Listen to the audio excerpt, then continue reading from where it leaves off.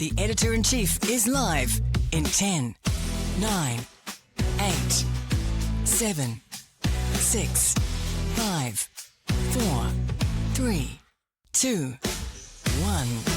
Okay, welcome to the program. February the 7th, you're the Editor-in-Chief, great TV company. Duncan Garner, live. Okay, good evening, everybody. Welcome. I'm Duncan Garner. Tonight, out of his depth, Guy Williams turns up to embarrass David Seymour, and he gets absolutely pumped. And the absolutely woeful state of how we treat our domestic pets. I'm only talking about dogs here. And for the first time in our history, we have put down more dogs in a year. This is in Auckland compared to the ones that survived. More than half of the 8,000 dogs impounded in Auckland were put down. That's the first time in our history that the numbers of forced euthanasia deaths have been more than the numbers of the dogs that survive. I will reveal the suburb with the most dangerous dogs and the highest numbers of impounded dogs in New Zealand. And I'll ask you the question, would you live here? And we'll meet the one woman, a former zookeeper, who's doing everything she can to rescue unwanted pets and keep them alive. And she will tell us what's gone wrong and what needs to change. She's no nonsense, this one. Get in touch through our social media at Duncan Garner Podcast on TikTok and Instagram, or flick me an email at duncan@rover.nz. Duncan Garner, live. Okay, let's go. It's the Slam Dunk.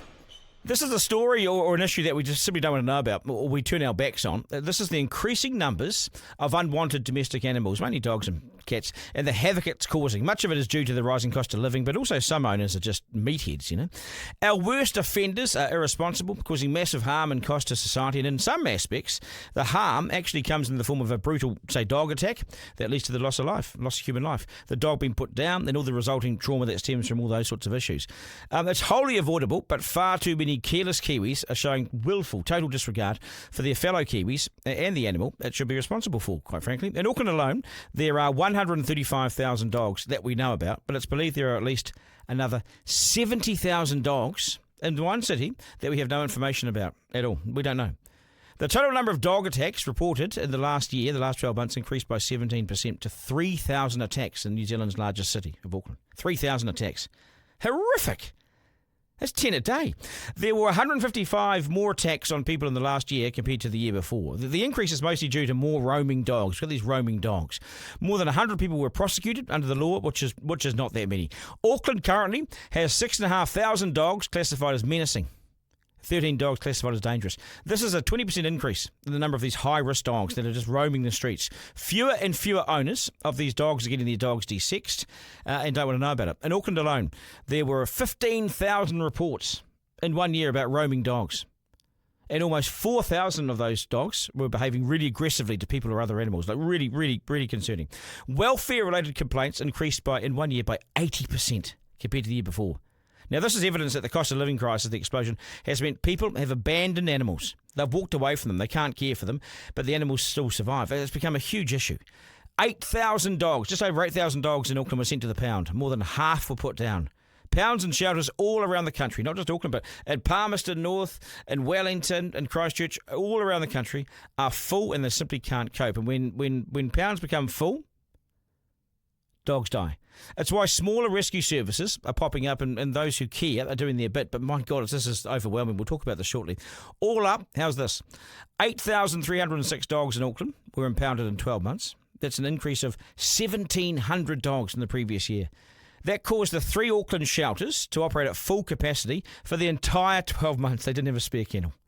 And for a large part of the year, they were operating way above their capacity, which is not sustainable. The rate of impounded dogs claimed by their owners was just 43%, which is the lowest in the 10-year period that the Animal Welfare Agency has been operating. Euthanasia rate was 48%. That's higher than any other time since these guys began in 2014. Just 455 dogs were adopted of that 8,300. And transferred to these rescue organisations, which, while it's an increase, remember, 4,000 dogs are put down, so it's tough. Papakura, here it is. Let me reveal this. Papakura is the suburb with the most dogs, due to the fact it's got farms, but it also has the most threatening and dangerous dogs. But Manarewa, I think, takes the cake. This is the suburb I think is most dangerous, and it has almost as many dangerous dogs as Papakura, but it has way more dogs impounded than any other suburb. 728 dogs were sent to the pound in Manarewa alone last year. Now, considering it's got just 2,500 dogs for the entire suburb, that's almost 1 in 3 dogs were impounded, or 2 a day. I'm calling Manarewa as the unsafest place when it comes to dogs. Oh, I think they've got a shocking bloody reputation. Let's go. Duncan Garner, live. Isaac, producer Isaac, well, I'll just bring you in here before we head to our interview today. But man, how are those numbers? They smack you in the face? Oh man, it's actually pretty heartbreaking to see. Yeah. I myself, I'm a big animal lover. Right. I love dogs. I also love cats. I'd say I'm more of a dog person than a cat person. But Yep. But how's that? but I do love 4,000 both dogs put down. I know, insane, eh? And like you're saying before, the first time in our history that we had more euthanized dogs than adopted ones. It's crazy. It really is.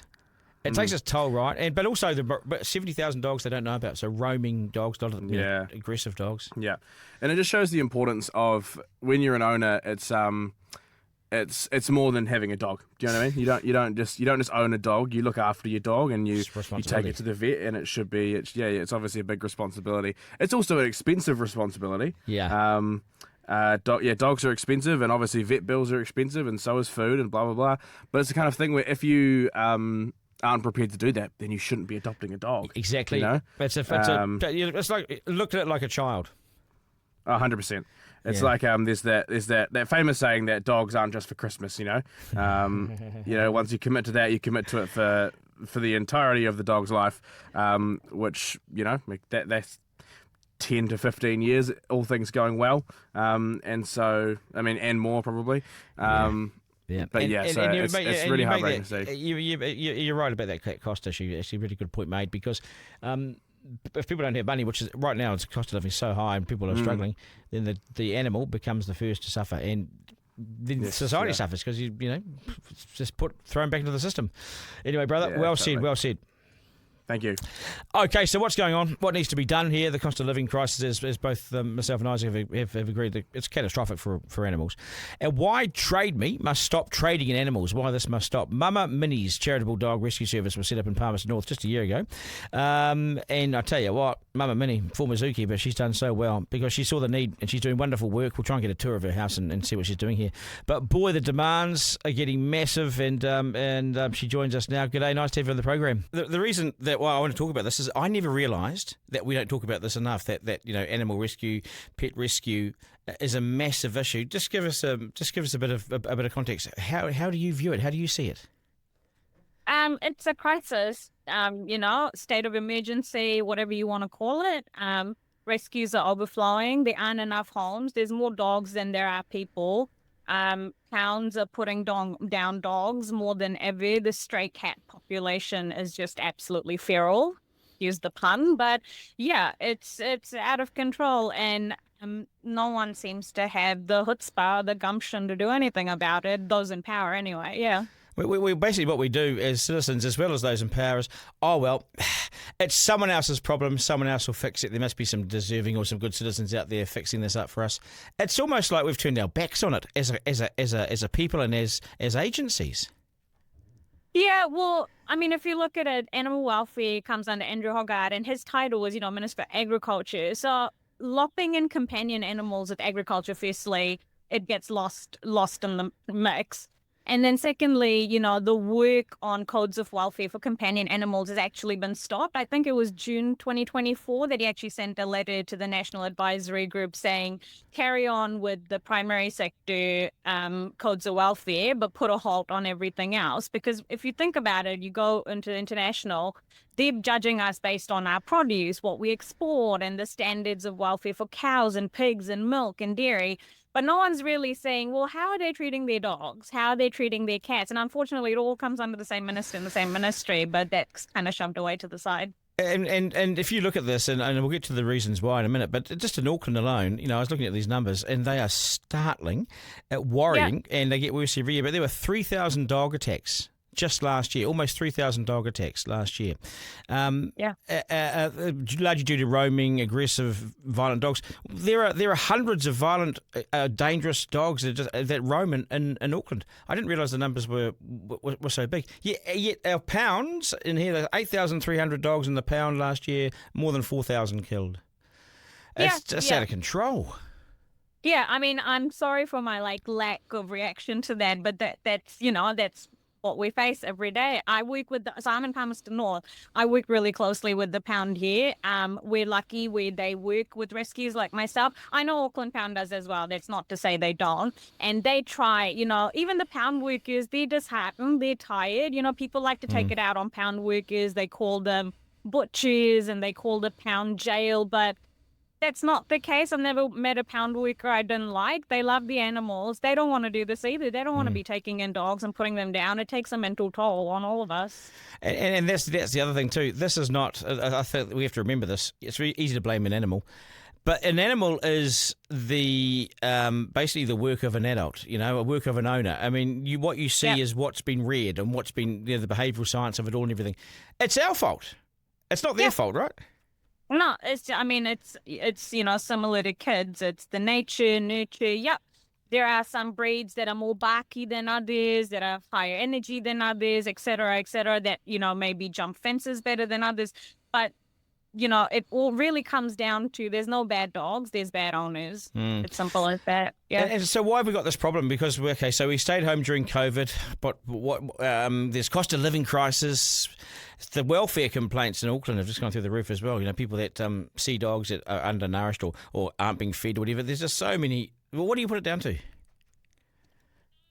I mean, I guess it started, as you say, with COVID. Everyone was at home and thought, what a great time to get a puppy. But then everyone went back to work. Puppy got used to everyone being at home. And now puppy is now a dog with separation anxiety or didn't get socialized very much because it couldn't socialize with other animals during lockdown. They also didn't class desexing as an essential service during lockdown. So we now have dogs and cats, just that bred away to high heavens at the time. So it comes down to that, cost of living, 100%. It's funny when people think, the economy, like, oh, people are going to Australia, it's the brain drain, we're losing, young minds from New Zealand. Yeah, these young minds are moving to Australia, and guess where their dogs and cats are going? To the rescues, because they go to Australia and they either can't or won't take their dogs and cats with them. And so, it all has a trickle-down effect. So as much as I'm in the animal welfare game, I am watching the OCR and the economy as closely as anyone else because it plays a part. It massively plays a part. Of course it does. Of course, there's a cause and effect. What happens here, there's a downstream effect here. What's your background? Because your background's you're a zookeeper. You've always been involved in a career around animals, haven't you? Yes and no. So I was actually a public servant for 10 years. I was Ministry of Social Development for 10 years. But in the background, I've always been working with animals. It's what my family's done in India. So naturally, when we moved to New Zealand, it's something that, I just carried on. And by qualification, I'm a zookeeper. Worked at Auckland Zoo for a bit.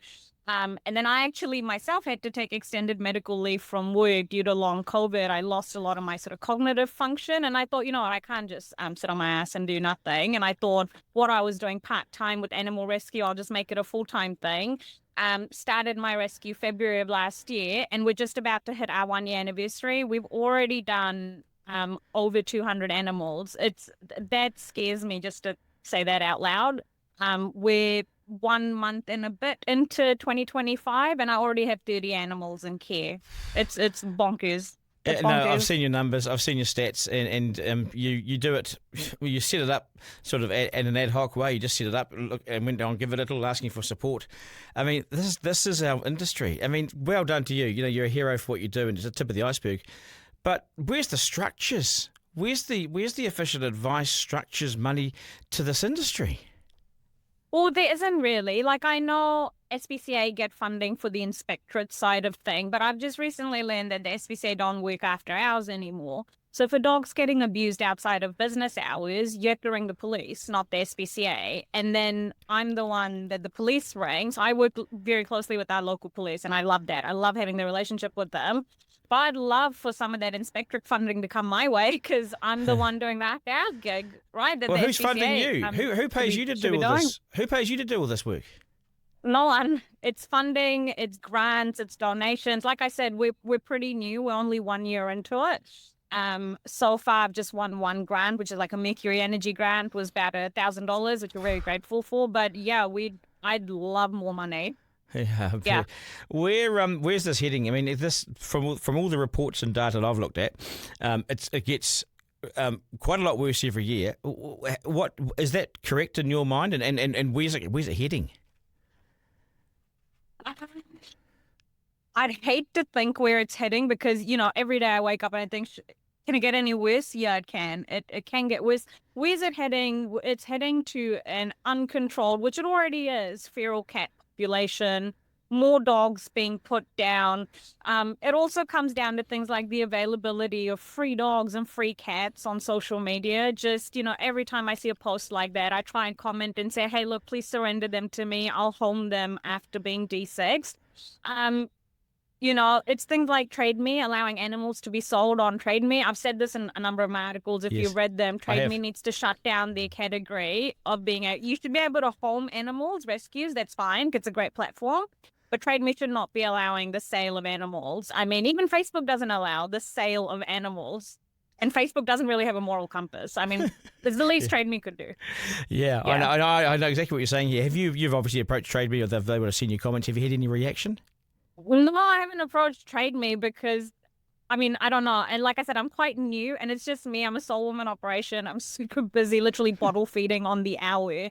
So that kind of war game I need to get onto, and I suppose I will. But what I'm trying to do at the moment is, reach out to the media and get more public awareness, because just me harping on a Trade Me isn't going to do anything. No, but what I like about you, rescues have done that before. Yeah, but what I like about you, when you approached me, I asked people to get hold of me, and you did. I didn't know you existed before then, so thank you for reacting to the call out, because it's only by reacting to things like the call out to people that I can know, because I'm a one man band too. I'm like you. It's your eyes and ears. So thanks for getting in touch, because now I know the extent of it. We can do more, but I just wonder. Do you feel like you're getting on? Do you feel like you're losing? You're not winning this losing battle. You keep doing all this thing. We've got babies having babies. We've got kittens having babies.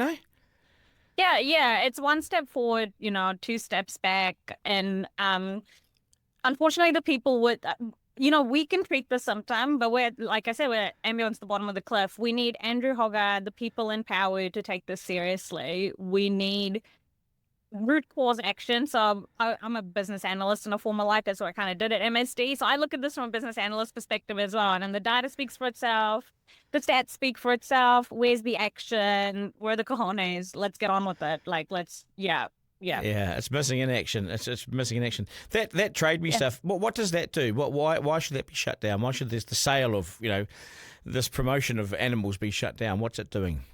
Because you can sell undesexed animals on Trade Me. If the only option people had to get animals was either the pound or rescues, people would only ever get desexed animals. And that's the point. That's how we stop the breeding and the uncontrolled population. Now, there are breeders of specific, cats and dogs, and that's fine. But again, we should have either an MPI or SPCA or some organization-controlled register of accredited ethical breeders, not backyard breeders.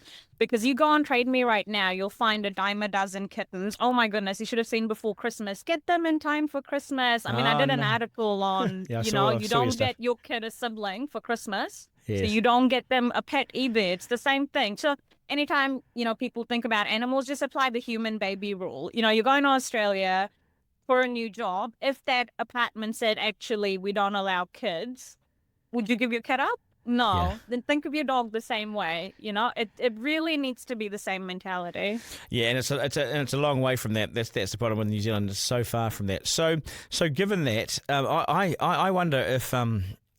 I wonder if we should have government funding, to local body agencies for these mandatory and compulsory desexing and microchipping and everything. Because when that's worked, when they've had amnesties, it's actually worked. You've seen the boost in numbers, and all it would require is funding to go forth to these agencies, and then if we want to be predator free and all these sorts of things by 2050, this will make a huge difference. Yeah, absolutely. We know, us local rescues, we know our communities, we know the problem areas. Sometimes we know it down to the house. We know the problem house where, there's one guy who says, I like my cats natural. And then next thing you know, there's 60 cats down that street. I'm literally working with a street at the moment where that's the issue. One person with, I like my cats natural mentality, and now there's a colony of cats down that street. So, give us the funding, let us get on with the job we are missing from. But also we need laws, right? We need consequences for people that are beating their dogs, chaining up their dogs, it can't just be a one-sided thing. Like, you can give me all the money in the world and I'll treat the symptom, but without treating the root cause, it's doing nothing. You're actually wasting money. But we brought in the Dog Control Act, and that was brought in a number of decades ago, and so that was a start, but it needs significant upgrading and development. We don't have anything around cat management. It's all ad hoc, and because of people like you, I've actually learned more about this, and I've gone and looked at this. I mean, the cat management system in New Zealand, it's feral in itself. Yeah, that's what I say. Excuse the pun, but it's completely feral. The councils all do things their own way. Each bylaw is different. Some need them desexed by 4 months, some by 6 months. We just need to have national mandatory desexing. I did bring this up with our local MP, Tangi. A little bit disappointed by the response I got, which was, we don't want to be over-regulated. But I'm like, is that something you'd say, to Oranga Tamariki? You don't want to be over-regulatory with, welfare of kids? Yeah, it's just the mentality needs to shift. And the laws need to happen, and the funding needs to happen. Yeah, it's a health and safety issue too. For the public, for the animals themselves, and for our livelihoods and for our environments. It's just, I mean, everything makes sense. What you say. I wonder. What do you worry about? What does it look like in 10 years if we don't do any of these things that you say? What does it look like in 10 years, which is not far off? But it's a look into the future. No, it's really not. What does it look like in 10 years? I think it just looks like more of the same, but bigger.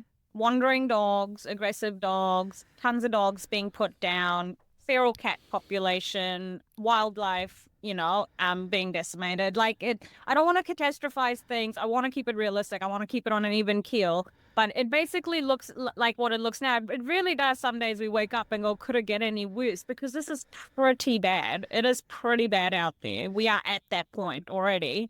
So I worry about 10 years from now. Feral cats, I don't know much about them, but I do know, I've been told there's anywhere from 1 to 4 million or anywhere from 1 to 10 million feral cats in New Zealand. So I know that different experts have told me it could be those numbers. Have you come across a feral cat? What do they look like? What do they do? How feral are they? What's their makeup, and what do they do? A feral cat is basically an undomesticated cat. So it's basically a cat that's not had much or no contact with human beings. So it hisses, it spits, you can't pick it up. 9 out of 10 times it's unwell because it's had no worming, no vaccinations, and they are just breeding back-to-back litters. This myth about kitten season, yes, there is a season where they are more active in breeding, but honestly, just given what's going on out there, there's cats just having back-to-back litters throughout the year. It's something I've never seen before. Usually we get a bit of a dip. Kitten season slows down, but there's no such dip anymore. It's just kittens all year round. So that's what a feral cat looks like. And unfortunately, once they go past a certain age, about 12 weeks, it becomes difficult to tame them. Not impossible, but it takes a lot of time and a lot of effort, to make that happen. But the problem is people don't want to adopt ex-feral cats either. That's the other problem. People want cute, fluffy kittens. No one wants grown-up adult cats. So yeah. And how aggressive are they? They're pretty wild. If you've ever seen a cat being trapped, they will absolutely thrash themselves in the trap to the point of hurting themselves because it's stressful, right? They're free-roaming cats and suddenly been put into, that's a humane trap. So, they're not getting hurt, but imagine suddenly being just blindsided and chucked into a crate and you have nowhere to go. So, they're pretty vicious. We have to use gardening gloves and leather gloves to handle them. And it's quite an ordeal. But, I also don't think we've been served well. We've had lots of people return from Australia with, suspect criminal records and so forth. They've been sent back from Australia, the 501s. We've got the rise of the gangs. So you've got sort of people of questionable credentials and questionable morals raising dogs and to fight and all sorts of things that the public don't always see, but this is behind the scenes. But it gets out of the box and then you're away, right? Yeah, absolutely. The dog fighting is absolutely alive and well in New Zealand. Bait dogs are regularly used. bait kittens are regularly used, giving away free kittens on Trade Me and on Facebook. It's as simple as saying, oh, I will love them, I promise, and then you take them and then they get used as bait for fighting dogs. I've myself taken out, a couple of pit bulls out of those kinds of situations, like I said, working with police, and they're the loveliest, honestly. Like I said in my article, they're undeservedly trusting of humans, very resilient. But they haven't been raised the right way. And oftentimes, 9 out of 10 times, I would say these dogs are known to the SPCA, but they haven't been able to do anything about it. Now, why that is, we could do a whole another episode on that all by itself. But yeah, these are known cases, known people. What toll? Just finally, and you've been awesome, amazing, and it's so revealing. But what toll does it take on people like you to have to put down a dog or a cat? What's the toll on someone emotionally? Well, I'll be honest, luckily I haven't come across a case yet where I've had to put any down. I've lost kittens naturally because, they're only a few hours old and they just don't make it. So I've lost kittens naturally. I haven't come up to a point yet where I've met a dog that I couldn't rehabilitate or I've had to put down because it's just not doable. But I think I can safely speak, for Pound staff, just in speaking with them, working with them, it's emotionally draining. It's exhausting because you're just fighting this uphill battle constantly. Every time I log on Facebook, I see another post giving away free puppies, free kittens. I just think, oh my God, just not again, Yeah. So yeah, it gets frustrating and it gets exhausting. Luckily, I'm like a bit of a bitch with a bone. I don't give up too easy. So. I know you're tough. You're tough. Well, I wouldn't say you're cynical, but you're skeptical and you're a realist. I look at some of the worst suburbs in New Zealand, and they're in South Auckland. There's places like Manarewa and Papakura. They've got Manarewa alone, 2,500 dogs, but almost 800 of them last year were impounded. So it's almost 1 in 3 dogs were sent to the pound. How is that? Yeah. That's right. And then if they don't have the fees to get the dog out, in 7 days, if the pound doesn't have room or, if they can't find a foster or rescue to take them on, what do you think happens to the dog? You know what I mean? But that's like I said, I'm lucky. I'm in Pami where I work closely with the pound and I've rehomed about 15 dogs for them so far, which is great. And we want to keep that going where we're not leaving them in the pound too long and we want to get them out. But I know it's a lot worse out there in some other cities, and my hat's off to them, being in South Auckland and some of the areas, they're absolutely champions, the ones that are working up there. But yeah. Hey, it's been great catching up. Thank you so much for for everything, for telling us like it is too. I think you're the most directly spoken, straight to the point person in this area that I've ever spoken to, and we've had a few people on about this. So well done, and well done with your work as well, and keep in touch. Thank you. If you can encourage people to donate, your followers, your listeners, please do.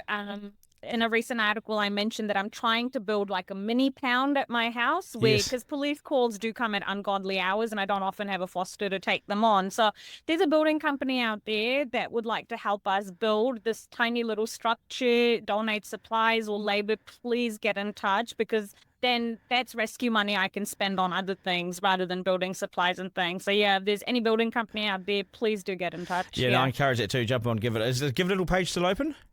Yes, absolutely. Open 24/7. If you go to our Facebook page, so it's facebook.com/mamamini.rescue, MAMAMINI.rescue.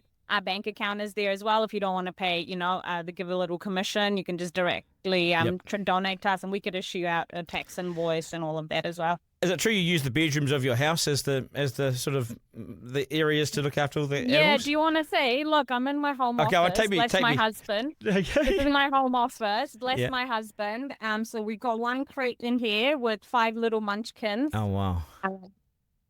Isolating. This is my old dog, Blue. He goes everywhere with me. And then we'll head over to the lounge or dining area. Got a couple of crates here. Wow. Some lazy sods isolating. This is our very fancy NICU incubator that my dad bought me. And this is our youngest baby. I'll get them out. Oh, wow. Oh, it literally is it's in your house, isn't it? Wow. Yeah. This baby's 10 days old, was found dumb. And, Wow, that is amazing. You're using your house. I urge people to help you out. I urge people following the podcast to. Yeah, that's a good little tour. That too. That's the heartstrings one. Okay, yeah. Hey, well, all the best. Thank you so much for what you've said today and what you've shown us around and everything. And stay in touch because I want to get updates on this. So stay in touch. Absolutely. Thank you so much. If you ever in Kami, pop over for a curry. You won't find better than my house. Bang. I got you. Okay. Thank you so much. Thanks for the invite. Cheers. See ya. Okay. Bye-bye. Bye. Duncan Garner, live. Yeah, what a great woman, amazing woman. So well spoken, but so brutal and to the point as well. Don't you think, Isaac? She's pretty to the point. Good on her. You need 100%. advocates like that, mate. 100%, and this is a subject that so many people are so passionate about. Yeah. And it's this kind of thing where unfortunately lots of people that are passionate about it are definitely outweighed by the amount of people who aren't as passionate about it and will again get a dog for Christmas. You just and don't know. Yeah. People don't know what it takes. Anyway, check this out. You've got to check this out, mate. Check this out, folks. The media has now decided that David Seymour is the one to pick on by the looks of it. And he's, he's saying stuff, isn't he? He's saying something controversial, saying something that sort of matters, I suppose.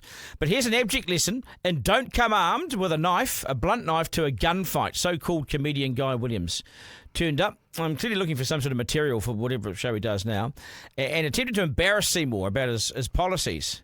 But accuracy matters, I've turned up to these things for 20 years. Yeah, if you turn up lightly and not researched and a smart ass, you'll get pumped. You'll get pumped by a politician who knows what they're talking about. It's not as easy as it looks. And, well, I'll tell you what, this guy turns up and spewing out anything is likely to mean that you'll be schooled. So here goes. Here's a lesson for the uninitiated. Check this out. Pouring poison in one's ear is a quote from Hamlet about putting mistruths in people's minds, and I believe that's what people have done about my bill. But a lot of people say that's what you're doing. You're spreading misinformation. Well, can you give me an example? You're trying to say that Māori are causing divisions and racist when it seems like that's what you're doing. No, I've never said that at all. I've said that... You said that.